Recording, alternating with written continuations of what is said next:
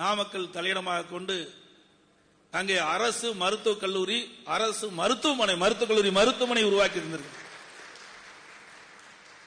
அந்த மருத்துவக் கல்லூரியில் உள்ள மருத்துவமனை அப்போலோ மருத்துவமனைக்கு இணையான தரம் உள்ள ஒரு மருத்துவமனையாக கொடுத்தது. உயர்தர அறுவை சிகிச்சை செய்யக்கூடிய அனைத்து வசதிகளும் அந்த மருத்துவமனையில் செய்யப்பட்டிருக்கின்றன. அது மட்டுமல்லாம சட்டக்கல்லூரி கொண்டு வந்ததும் அதிமுக அரசாங்கம் தான். அதில் நிலம் எடுப்பதிலே பிரச்சனை இருந்த காலத்தினாலே காலதாமதம் ஏற்பட்டது. திமுக ஆட்சிக்கு வந்த பிறகு நாம் கொண்டு வந்த திட்டத்தை ஸ்டிக்கர் ஒட்டி அவள் கொண்டு வந்த திட்டமாக மாற்றிவிட்டார்கள். அதே போல ஏழை எளியோர் குறைந்த கட்டணத்தில் உயர்கல்வி படிக்க என்பதற்காக சேந்தமங்கலம் மற்றும் குமராபாளையத்தில் புதிய அரசு கலை மற்றும் அறிவியல் கல்லூரி கொண்டு வந்ததும் அதிமுக அரசாங்கம் தான்.